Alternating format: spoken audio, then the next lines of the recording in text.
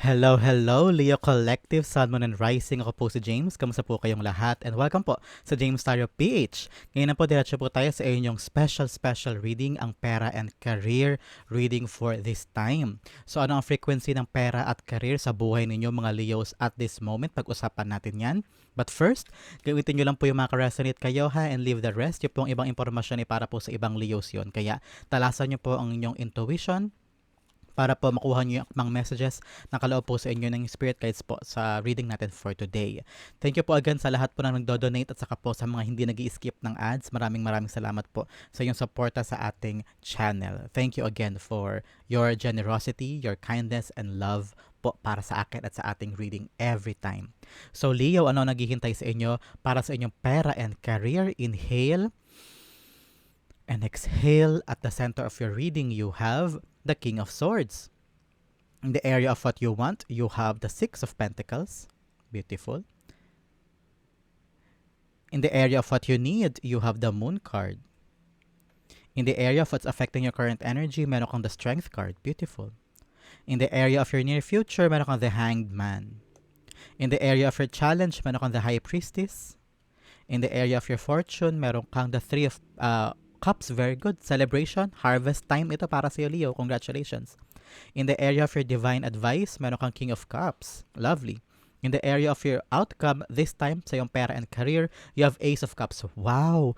New opportunity, a new beginning. Probably new job ito or for promotion. Someone will come to you and give you parang kaperahan para makapagsimula na ng okay, mamaya pag-usapan natin. Pag-usapan yan later. But first, at the bottom of your deck, you have wow, the Eight of Wands. This is like good news. You're on the right track. You're on the right path, Leo. Magbuto pagodahan ang ginagawa mo this time. Meron ka bang balak gawin na plano going abroad?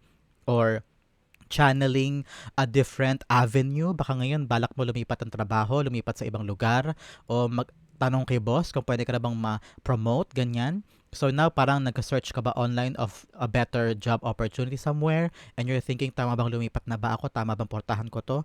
Kung ano man po ang pinagdadaanan mo this time, Leo, about your pera and career, your spirit guides are telling you're on the right direction, especially with the Eight of Wands here. This is good news after good news after good news. This is a great time for you, especially here. Nasa background mo ito pero ramdam ko yung malakas siya. Malakas ang enerhiya niya na darating siya sa iyo at this time. So, yakapin ang mga dapat yakapin na opportunities. Huwag pangilagan. Always be open. Always be receptive. Everything in your arms right now ay ituring mo laging magandang opportunity, and I'm seeing you being praised and being protected and loved. I don't know, narinig ko parang favorite ka ni God this time. Favorite ka ng iyong ancestors this time. Nabigyan ka ng magandang kapalaran. So make sure that you are using all of the blessings, especially ito sa ending mo. Especially use them wisely in your favor, okay? Start tayo at the center of your reading. You have the King of Swords. King of Swords, all about you trying to make a smart move. Leo, meron ka mong pinag-iisipan talaga this time. Nakita ko na ikaw may gusto kang planuhin o may pinaplano ka na may gusto kang gawin. Whether, I don't know, very risky itong gusto mong gawin. Baka lilipat ka ng bansa, mag-try ka ng kapalaran mo abroad, o kaya lilipat ka ng ibang lugar, pero parang ikaw lang yung may gustong gawin ito. Ina-advisean ka siguro ng ibang tao na huwag mong gawin yan, Leo, baka mahirapan ka doon, baka ganito yung trabaho na yan, ganito, ganyan, etc. etc. Pero ikaw, nakikita ko buo na loob mo eh. Buo lagi ang loob mo naman, Leo, actually. You're doing everything in your favor. You're doing everything that you want. Talagang ikaw, sugod ka ng sugod, gawa ka ng gawa. Parang ikaw lagi mong pinipili ang sarili mong desisyon. At kapag buo ng desisyon ni Leo, gagawin talaga ni Leo yan. At ganon din si King of Swords. Nakikita ko dito na parang, ikaw talaga yung uri ng tao na malino na sa'yo bago ka humakbang. Ikaw yung uri ng tao na napagnilay-nilayan mo na ito before and now you're ready to do it. I'm seeing handa ka rin putulin yung mga connection mo with other people na talagang magne-negate o talagang feeling mo ay pahihirapan ka lang sa desisyon na ito. And I'm seeing talaga may paninindigan in your part. Ready kang gawin to, ready kang sumubok dito. Any consequences or action and reaction from this endeavor, from this decision, handa ka. And parang feeling ko naman, nakarkula mo na, especially with King of Swords, strategic to eh. Magaling siya mag-tactic eh, alam niya yung atake at gagawin niya eh. So ikaw feeling ko na pag nilay-nilayan mo na yung magiging outcome, kung ano magiging solution mo, pero ready ka na to take this one new step. At siguro lingering sa isip mo, tama kaya ito? Pero panindigan mo to ha, pero somehow iniisip mo na tama kaya ang desisyon ko. I'm hearing with the Eight of Wands here, yes, tama ang desisyon mo. The King of Swords being clarified by the Seven of Cups. Yes, all of the options that you're thinking now. I'm hearing parang this time around, ilalaban mo na yung mga bagay na dati mo pang gustong gawin. Yung mga ini-imagine mo, visualize mo na pagplanuhan mo before. You are now ready to step on new doors sa mga trabaho o opportunity. Ngayon, handa ka ng kumatok at handa ka ng buksan ng mga pintong yan. Kung pwede sa'yo yan, pwede ka ba dito, pwede ka ba doon. Ngayon, bukas ka. Bukas ka sa kahit anong bagay na pwede mong pasukin na industriya o trabaho because you're thinking very, very hard for your future. And handa ka talaga, hindi ka papapigil, that's what I'm hearing. And you have made up your mind. Nakapag-isip ka na, nakapag-decide ka na. And these options are, abot kamay ito eh. Kayang-kaya mo tong abutin eh. I'm seeing talaga a very able and very accomplished Leo eh. Ikaw yung parang sinubok ka na ng panahon and you know what to do. You know what to expect. And you know yung outcome, kung ano man yan, kaya mong panindigan at kaya mong gawin. Okay? In the area of what you want, you have the Six of Pentacles. Six of Pentacles all about you trying to discern. Parang ikaw iniisip mo, ito bang trabaho ko ngayon ay nabibigay rin sa akin yung same effort na binibigay ko. Baka kasi yung reciprocation hindi nabibigay sa akin eh. Baka kasi itong trabaho na to hindi na sapat for my family. Hindi na ako nakakaipon. Kada sweldo, lahat ubos sa pangailangan sa bills, ganyan. So ngayon nag-iisip ka, swak pa ba? Swak pa ba tong pinaglalaanan ko ng oras, atensyon, pagod? Parang hindi na swak. Parang kailangan ko na maghanap ng iba. So you're now re-evaluating kung dito pa ba ako o hindi. Pero parang this time around talaga nakita ko nakapag-decide ka na you want something new. You want to fight for these visions, itong mga dreams, and ina-aspire mo na mga posisyon o goals. Ngayon parang gusto mo na siyang ilaban at gawin. Ano? And then you realize na parang ayaw mo na mag-settle for less. Ayaw mo na magtiyaga sa trabahong hindi ka pinapahalagahan o sa career na parang feeling mo less yung money, hindi ka nakakaipon at hindi mo nabibigay yung tama for your family and for yourself too. The Six of Pentacles being clarified by the Page of Cups. Yes, ngayon iniisip mo, tama pang palagpasin ko tong nagbubukas sa mga pinto for me o mag-stay pa ako? Am I wasting my time? Parang ngayon, para may takot din, may kaba sa puso mo na kailangan ko na mag-decide kasi baka mamaya yung opportunity maligwak pa. Baka lagpasan pa ako ng opportunity na to, sayang. So ngayon nandun ka sa moment na yun of grabbing the opportunity or not. Staying and settling for less or dreaming for more. So nandun ka ngayon sa crossroads na yan of doing, staying or moving out, ganyan. So I'm feeling nasa sa'yo yung freedom on what you want to do. Pero ang lakas talaga ng tawag sa'yo to start something else and acquire new doors. Open up new doors. Do your visions. At tuparin mo yung mga pangarap mo, yung mga visualize mo. Idalin mo na siya into your reality. Hindi lang siya puro pangarap and dreams. Ngayon parang panahon na para sa'yo na kumawala na sa stagnant era at gawin na yung bagay for you. Parang dapat gumugulong na yung gulong sa swerte mo at huwag ka na daw mag-settle for less. Especially here in the in the area of what you need, you have the Moon card. You need to trust the process. Kung talagang desidido ka nang umalis at talagang lumipat o to do something na parang ikaw lang ang may gusto and everybody around you are questioning and thinking or skeptical pa nga sa mga ginagawa mo. Parang kaya mo ba talaga yan, Leo? Huy, sigurado ka ba dyan sa gagawin mo? Ikaw, desidido ka na pero ngayon, sinasabi sa iyo ng spirit guides mo na pagkatiwalaan mo daw yung proseso at saka yung mangyayari. Because hindi to madali because you're now starting new or starting a different path, a different era of your life. Kasi nga, mag-take risk ka on something. Sabi ni Spirit Guides, pagkatiwalaan mo lang yung proseso, dadaling ka ni Gods on the right path. Especially here with the Eight of Wands. Parang wag mong pagdudahan yung proseso at saka yung magiging journey mo. Do you trust yourself, Leo? Do you trust God? If oo ang parehong sagot mo, wala kang dapat problemahin. Kasi sa pagsimula natin, sa pagpunta natin sa mga bagong bagay, laging yung may lagi yung parang nakakatakot kasi mga bagong simula, bagong tao, bagong sistema, bagong lugar, bagong boss, maraming bagong dapat pakisamahan, mga bagong mga power dynamics sa new work or new job. So ikaw parang okay, at this point, nahihirapan ka rin mag-adjust. Yan ang mangyayari. Aminin na natin, laging ganyan pag lumilipat tayo ng ibang mga opportunity or places or even jobs, di ba? So now is the right time for you to really trust yourself and trust God that everything will go on in your favor. Everything will go out in your favor. Everything will be okay. May mga times yun talagang susubukin ka kung gusto mo ba talaga to, kung ito ba talaga ang tamang decision for you.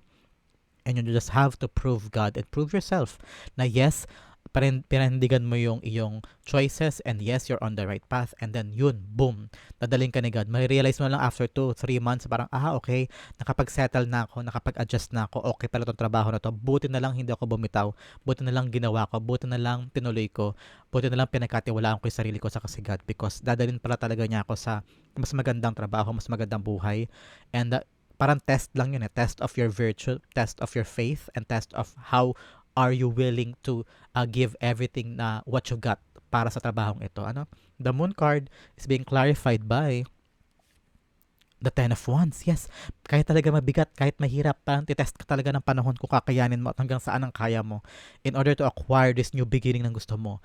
Normal naman yan, Cleo Actually, that's what I'm hearing. Normal naman yan yung pagdadaanan mo na yan because you're on the adjustment period. Pagbabago sa buhay, pagbabagong trabaho, pagbabagong pakikisama, bagong sistema. So, normal lang na mararamdaman mo yung bigat kasi nag-start over ka, nag-a-adjust ka pa. Pero kapag talaga may tiwala sa sarili, may tiwala sa Diyos, kakayanin mo yan. Okay? Especially if you really believe in your goal. Na kung gaano kahalaga itong gagawin mong risk, kung gaano kahalaga itong gagawin mong trabaho at paglipat, okay ka, kakayanin mo yan. Especially you're in your element here, Strength card, Leo. You're here, very present in your reading. So, ang lakas ng energy mo this time. Talagang, you're on the right path. And this time around talaga ngayon, handa kang magbigay ng kalakasan mo. You're very passionate. You're very self-assured. Parang ikaw, kayang-kaya mong gawin kahit mag-isa ka. This time around, I'm hearing talaga na ito yung mga desisyon na ikaw mismo ang nag-isip at ikaw mismo ang nag-decide na parang nobody can make me think twice. Ngayon parang walang duda sa isip mo, go, laban, so good. And ngayon nangangailangan ito ng katatagan from you, resilience from you, consistency from you, na kung ano man ang kahantungan, kung ano man ang datnan mo doon sa bagong era ng life mo, sa bagong trabaho na lilipatan mo, that you're okay. Parang nobody can put you down kahit gaano kahirap, kahit gaano karaming trabaho kakayanin mo. And I'm seeing you doing this very gently. Parang alam mo rin sa sarili mo na dahan-dahan lang, okay lang, unti-unti lang, kailangan ko itong daanan, kailangan ko itong gawin. You know the process kapag lumilipat ka o pagbaguhan ka sa isang lugar, baguhan ka sa isang opportunity. You know kung ano yung mga dapat mong ilaan na effort, time, and pawis. So, congratulations because I'm seeing here na feeling ko naman kayang-kaya mo to. Parang I have my full confidence in you, Leo, na parang, kaya ni Leo yan, hindi yan mag-give up. Kaya niya yan. The Strength card is being clarified by the 10 of Swords. Yes, kasi dumaan ka na sa dating, ang dami mo ng pagdaanan in the past, na sobrang rurok pa, mas matindi pa before. Ano pa bang hindi mo kayang gawin, Leo, di ba? Parang lahat kaya mo ng daanan, lahat kaya mo ng lagpasan because you've been through a lot in the past. Natanggal ka na sa trabaho, nawalan ka na siguro ng gantong bahay o wala kang ipon, wala kang panggastos, na-hospital ka na siguro nang wala kang pambayad. You've done it all. You've experienced a lot. Ngayon ka pa ba susuko? And I'm seeing talaga na pinatibay ka na ng panahon with the Strength card and with the 10 of Swords. And kaya to ni Leo, kayang-kaya, especially 10-10, 10 of Swords and 10 of Wands. You're entering talaga a new era of your life. May paggaan, may pag-abante, may pag-level up, especially here with the 8 of Wands. Good news after good news after good news. Kasi talaga ang daming bagong darating sa life mo. Congratulations. In the near future, you have the Hanged Man. Very, very interesting itong near future mo, Leo. I'm seeing here na this time around, kapag may aberya o kapag may nangyayari, pag hindi na lalagay sa kung paano mo pinlano ang isang bagay, always see different aspect sa sitwasyon. Huwag mo siya babasahin as is, basahin mo siya on a different way at madali mo mahahanap yung sagot, madali mo mahahanap ang solusyon at hindi ka parang panghihinaan ng loob. I'm seeing here na parang I don't know why. This is the message na trabaho lang. Huwag personalihin. Huwag mo isipin na atake sa iyo yan personal. Huwag mo isipin na pinapersonal ka ng ibang tao. Trabaho lang ito. Ganyan. So make sure that you are not too attached. Hindi ka ganun ka-attached sa trabaho mo na lahat didibdibin mo at lahat ay isipin mo tungkol sa akin ito.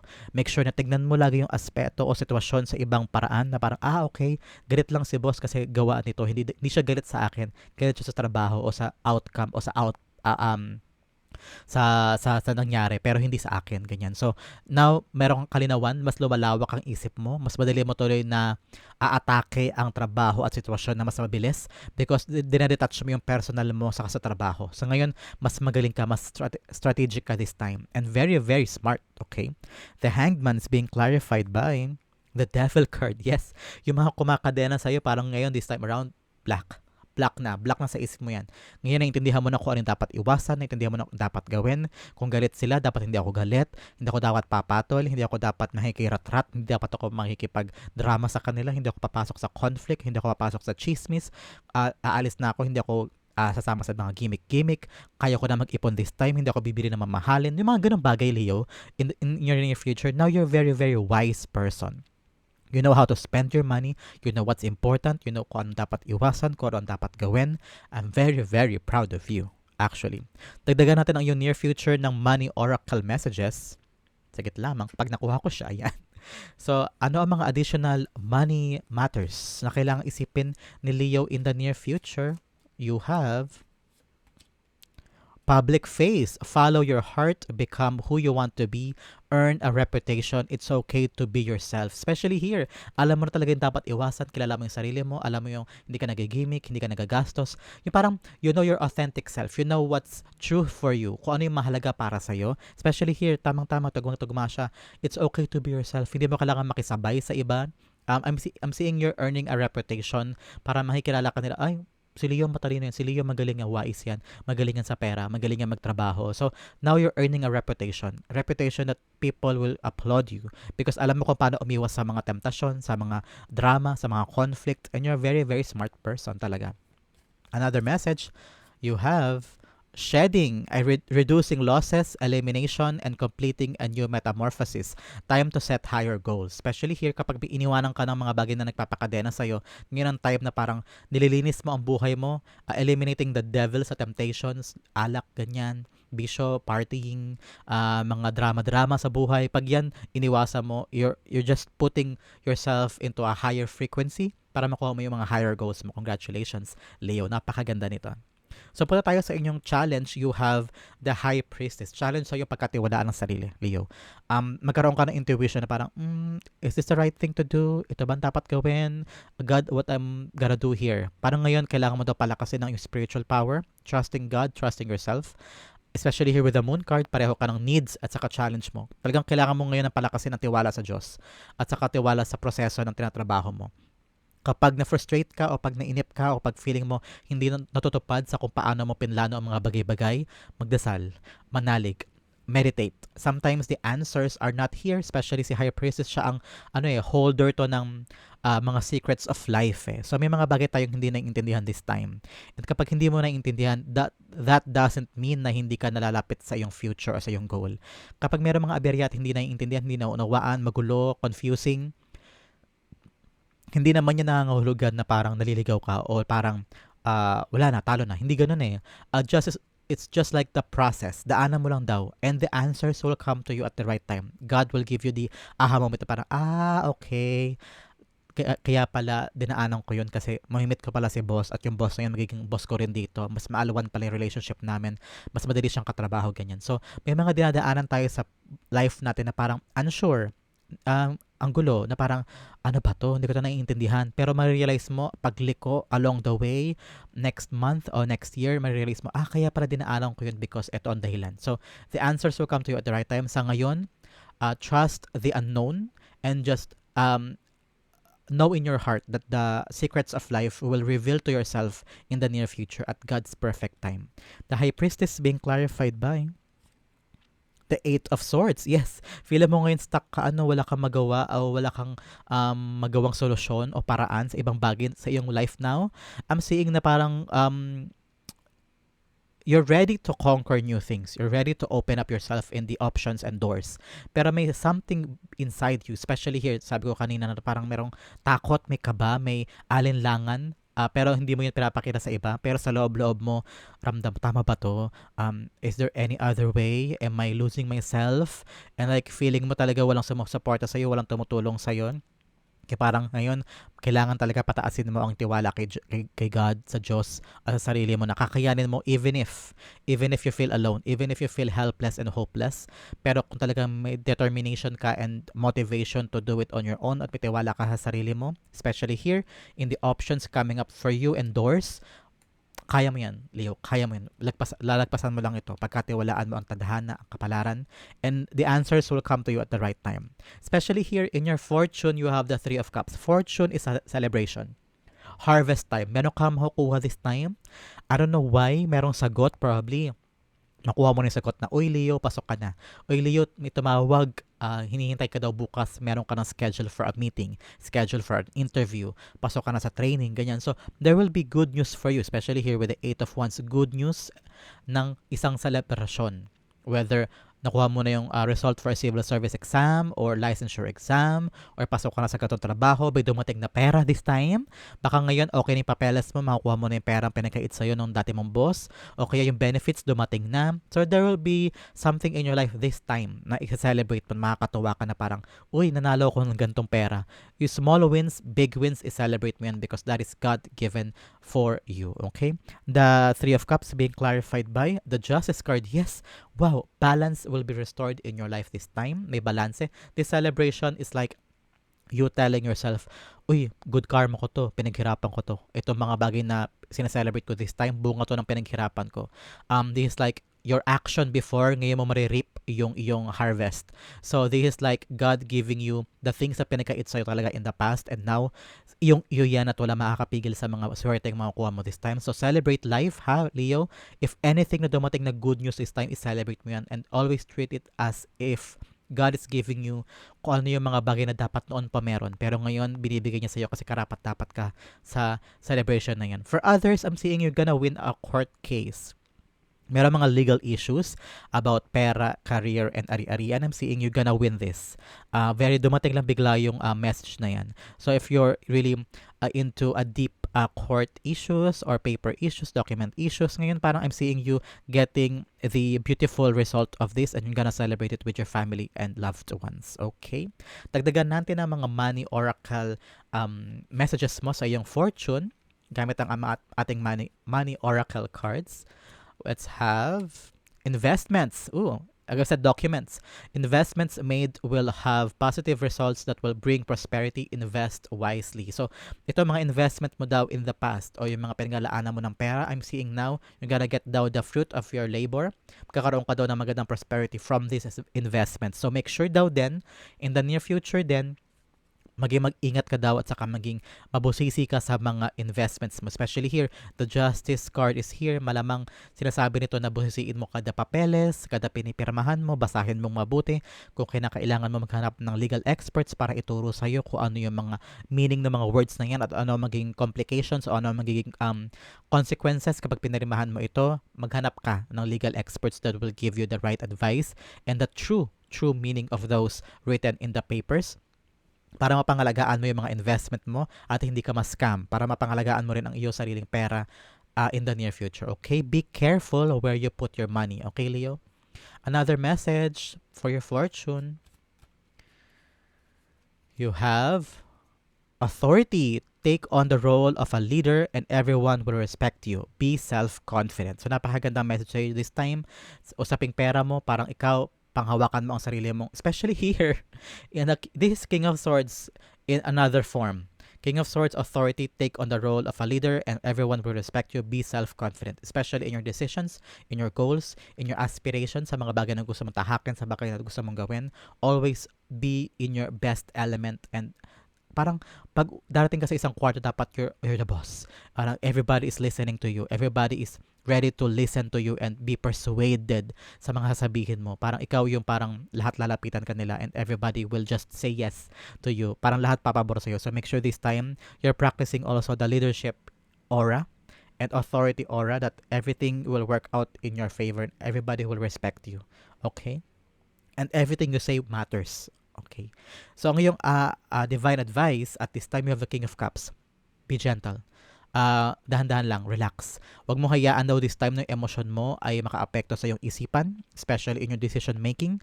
So kung paano mo sinasabi ang mga bagay-bagay at saka maging reaction mo. Don't make harsh reactions and harsh decisions and actions base lang sa emosyon. Baka mamaya pagsisihan mo kapag nadala ka lang ng emosyon na kapag type ka. And then boom, sira na ang career. Boom, sira na ang work environment. Kasi pumatol ka sa chismis o pumatol ka sa mga silakbo ng damdamin. Kaya lagi pag-iisipan ng aksyon, pag-iisipan ng sasabihin, pag-iisipan ang i-react. Okay? Dagdagan natin ang message na yan from the divine, from your divine spirit. Anong mga dagdag nilang mensahe for you, Leo? You have Begin now. Take your first step in your life. Kung meron kang balak simulan daw, simulan mo na ngayon. Ano ba yung mga plano, especially here with the Seven of Cups? Another divine messages we have. Traveling lightly, simplify your life, especially sa mga bagahe at mga bagay na parang dala-dala mo. Make sure na this time around, yung mga bagahe at hindi na kailangan sa life, mga drama, mga conflict, people that are giving you so much stress kesa kaligayahan, kesa suporta, bitawan mo na doon ang mga taong yun at mga sitwasyon na yun, hindi sila nakakatulong sa'yo moving forward. So, ito ang area na kailangan pag-focusan sa buong time na to about your pera and career. Leo, you have growth. I want to expand my consciousness and my awareness. Kaya siguro talagang balak mo tagal lumipat dito at ipaglaban itong bagay na ito, itong bago mong pupuntahan because you know na kung saan ka pupunta, doon ka lalago at doon ka mas magiging mayabong ang buhay mo, financial man o sarili mong skills. Ano? Congratulations. In the area of your outcome, to napakaganda, Leo, you have the Ace of Cups, something new. A good and great opportunity coming to you in your life right now. So, yakapin mo ito. Probably a new job. May mag-aalok sa'yo na bagong trabaho, bagong negosyo, bagong opportunity that talaga matutuwa ka. I'm seeing someone being called.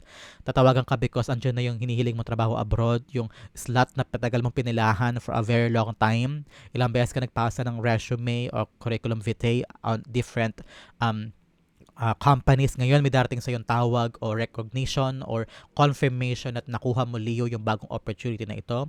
Pwede itong in a form of money or in a form of family inheritance, ganyan. So make sure this time na open up your arms and hands for the swerte coming in your life right now, okay?